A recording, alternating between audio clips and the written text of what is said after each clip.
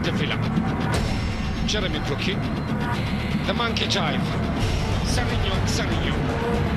The monkey jive. Abbiamo Villa.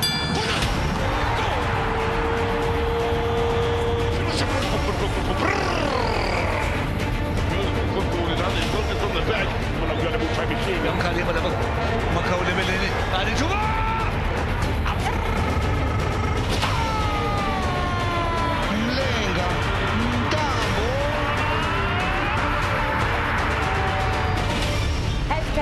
Diski Simplified. Every Monday night, you have a date with us, your World of Champions, coming to you live from our studios in Randburg. It's a beautiful evening, but let me tell you something even better inside, in the studio. Let's bring you in, because it is time for extra time. Hashtag Diski Simplified, hashtag SSDiski. You need to be a part of the conversations, because boy, oh boy, have we had another fantastic week of local footballing action, and that's why you love this show. That's why you're standing by to have some wonderful conversations with the two individuals that are here in the studio. So that is your portal to getting involved on the show, is talking to us via those hashtags, hashtag SSDiski, hashtag Diski Simplified. Some of you are saying, as in every Monday, extra time, because for those of you that didn't get the results that you desired in terms of your teams, well, this might be a bit of a sore point, but don't worry. We're going to be looking at on the brighter side of things and seeing how it is that your team can improve moving forward, and looking at the other, of course, competitions that are lined up for the season. Let's say hello and good evening, Sean, first of all. Yep. Another exciting weekend. First cup competition of the season. Yeah, it was obviously a breather for some of the teams that didn't start it well in the league, and the first cup competition, like you've mentioned, brought again a lot of goals, like we saw in the first two games of the PSL. So it's nice to see players finding the back of the net for a change, Stiga. It's actually good to see that the cup match started 2 games into the league, where normally it would be the first one, all the jitters there, 1 game and then you're out of the cup. So a different start to the season. A different start to the season. And what I really love as well is that just as the teams are sort of trying to, negate their whole season and trying to see the new faces, how they're going to cope, how they're going to blend in, it's a cup competition where it's crunch time, it's do or die. You have to give off your best. And as you rightfully said, goals galore. But here's an interesting one. Coming out of the FIFA World Cup, that rule of the 4th substitute, especially when you get to the knockout stages of the competition, some had thought that maybe it would have been instituted in the MTN8 competition. Yes, exactly, and we've seen that with the Orlando Pirates SuperSport game. Even commentators were mentioning it to say, are we going to see another sub? And it was kind of in the air, because we weren't sure if the PSL adopted that rule or not. But I think, Sean, that I don't think it's going to be implemented in this competition. Maybe something that can be introduced in the next round. So I think it's a matter of time, because if FIFA has already applied it, then it's up to the domestic leagues also to do so as quickly as possible. So I think hopefully we'll see that in the near future. Yes, right. Well, FIFA have said that we're going to be seeing this 4th substitute rule being instituted in the Champions League this season and in the Europa League. So who knows? Perhaps in the future, domestically, we're going to see that also being a factor here in local football. All right, we've got too much to talk about, so let's get straight into it. Some of the games that really stood out for you. We'll start off with Lucas Masterpieces Moripa Stadium, Stiga. Let's go there. Talk about Masandawana and, of course, their matchup against our Bafana Bastende Golden Arrows. They are through to the semi-finals. A well-deserved victory there, Stiga. Well, the Sundowns, that was in cruise control. But to be fair to Golden Arrows, they tried to be very compact. They've done their job for large periods of times in the game. But I think then eventually the quality of Mamelodi Sundowns just came through. A bit of quality on the sides from Sereno. Slowly, tactically, Sundowns finding space, being very patient. We've seen the Mamelodi Sundowns this year that manages the game very well. They are very aware of the crucial times and phases in the game. Beginning of the game, before halftime, and just after halftime, So they managed it very well. They were very patient, and I think they slowly unpicked that Golden Arrows outfit. Yeah, and a lot of teams now know that where Sundowns are really dangerous is right there in the engine room. So Golden Arrows came into this game with a strategy, didn't they? Yeah, they did. Normally, they don't change the game. You know, they're going to try and go on the front foot every time because that's the way they play. And there was a few opportunities that they had. Unfortunately, in the final third, just the decision-making left them down. And again, we see that look at that midfield being very congested. But look at the wings, nobody utilizing that. And every time they tried to go through the middle, they would lose the ball. And I think that's something that maybe they didn't realize. And it didn't work for them. And Sundowns just kept picking up the second balls and, going forward and creating opportunities. Yeah, we're talking about that middle of the park. So what's the strategy to try and stifle the possession as well for Mamelodi Sundowns and make sure that they cancel out some of those key players in the middle of the park? I think we clearly know that the strength for Mamelodi Sundowns is in the middle of the park. If you look at that entire 11 players, there's 3 defense-minded players. It's the 2 defenders and Kakana. The rest of the players are very attack-minded. So it was always going to be very difficult in the center of the midfield. But eventually they found this space just in front of the defense, played it wide, and a bit of individual brilliance that allowed them to get the breakthrough goal. I think, like Stanton had mentioned, the fact that they were patient, they moved the ball around, and especially utilized. They went to Morena, and then they stretched Golden Arrows a little bit. They went to Lakay, and the same thing happened. And that created spaces for them, between the fullback and the central defense. And that's where, later on in the game, obviously, they utilized that spaces in order to create the first goal. All right, so you're talking about making sure that they're trying to stifle Mamelodi Sundowns in the middle of the park, but you're focusing on what's happening in the engine room and you're left exposed. Exactly. The coaches will always tell you it's important to put pressure on the ball.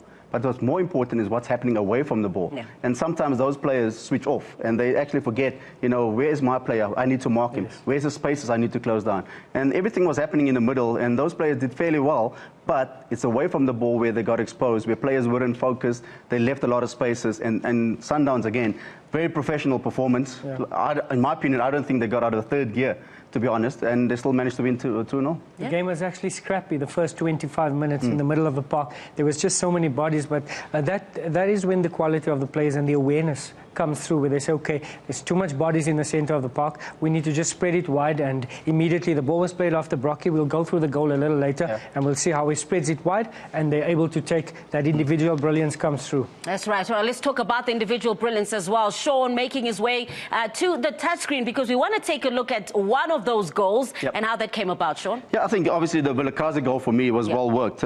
Look, you've got a throw in 4 golden arrows, but just see how Sundowns managed to actually win this ball back. And then from there, they actually go on the front foot. So Villa-Casa in the red boots, we'll highlight him now and just put a halo on him and see what exactly does he do when he gets the ball. Here you've got 2 players, I think it's Molefe and Kronkro, that he caught square, so which means it's going to create a bit of space behind you. They leave that space. Molefe also doesn't really be that central defensive midfielder. Brocky, again, great first touch. You get to Serino. There's 5 golden arrows players just focus on the ball. Nobody's actually seeing Villa-Casa making that late run.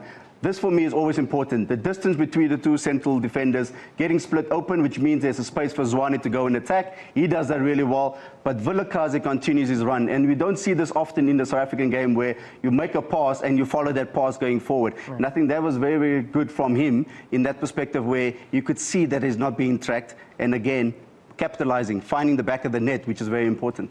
Yeah. And that just shows how dangerous Villa-Casa can be coming from a deeper position. Next to Klompo Kakana, because that was the second effort from Villa-Casa with the goal.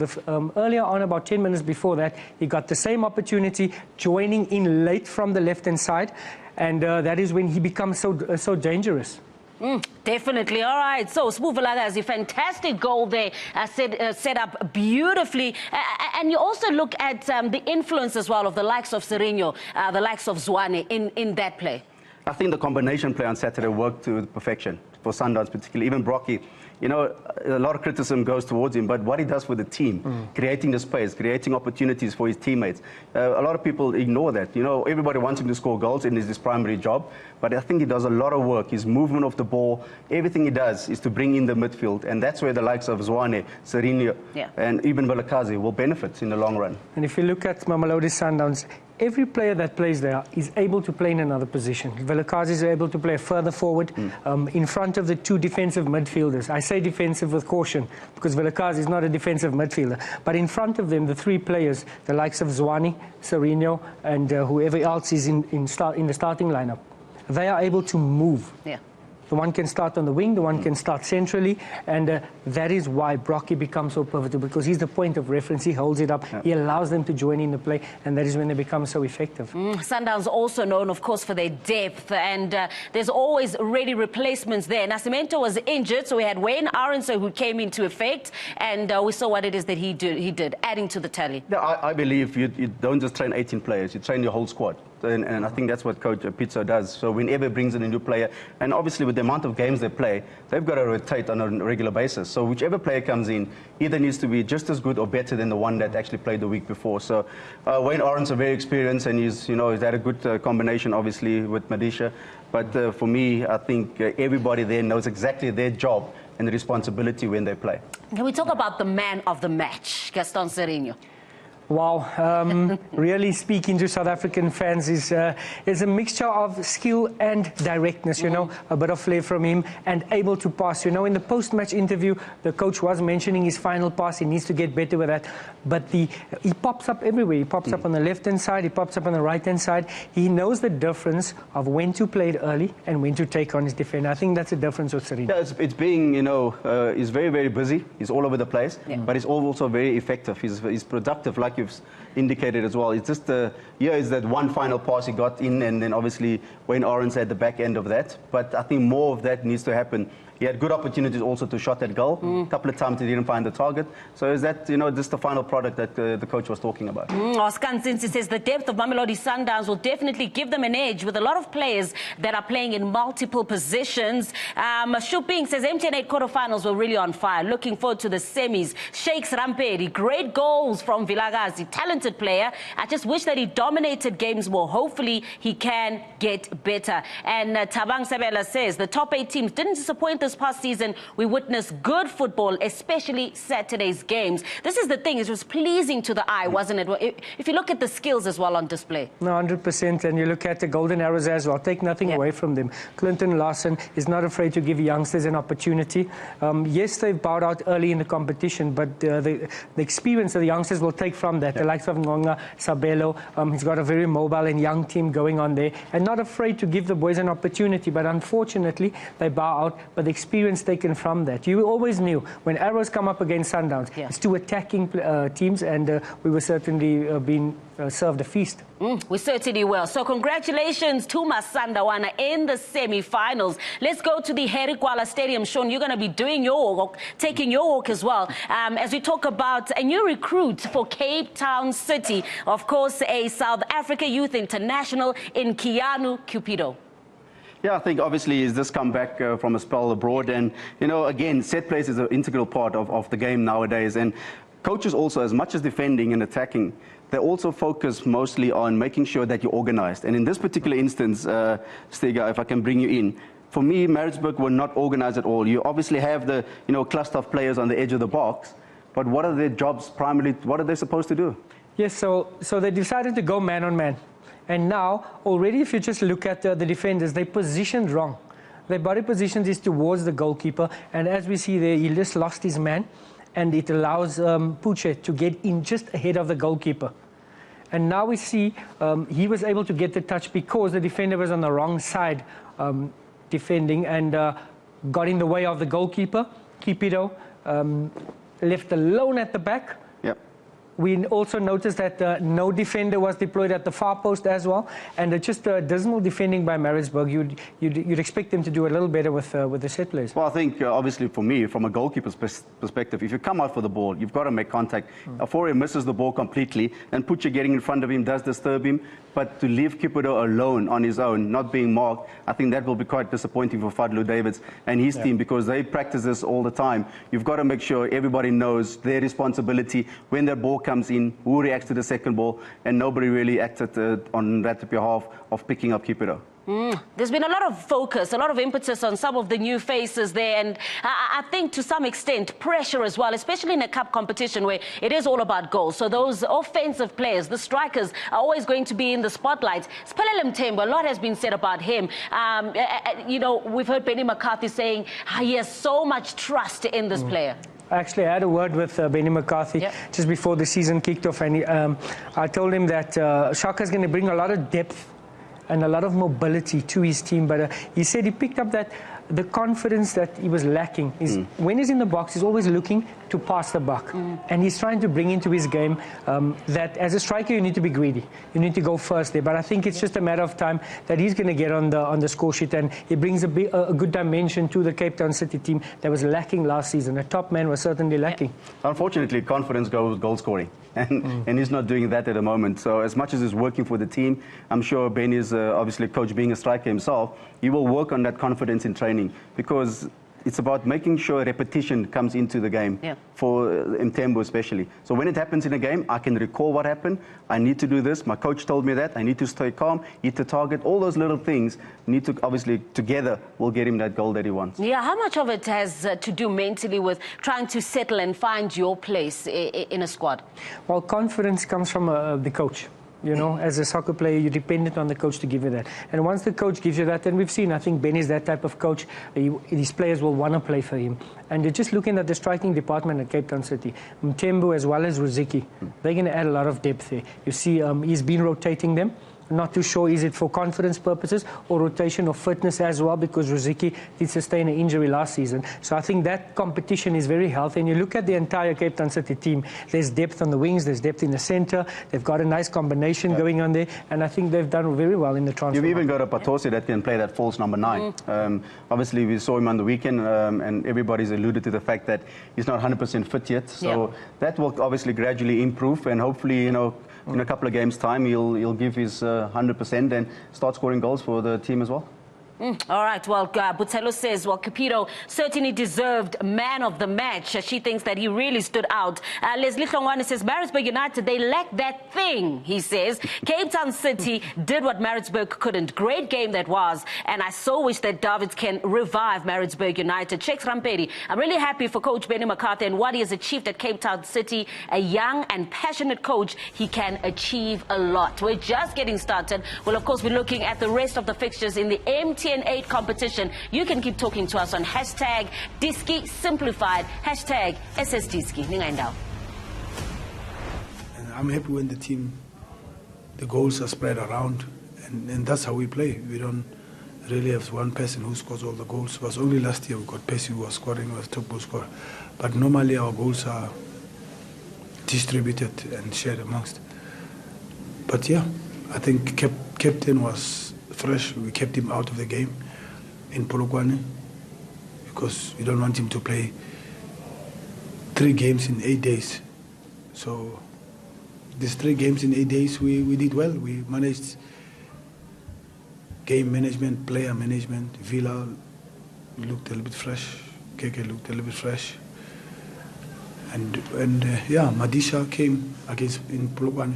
Unfortunately, the team doesn't gain that momentum as we want, because I keep chopping and changing. And I'm changing not because I want to change. I change because, as I told you, the program is heavy.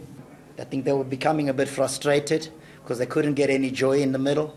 I think Konko and Sibia, Motizo done well to play inside where Zwane, Serino and Villa-Casa like to play, so they didn't get much joy through the middle.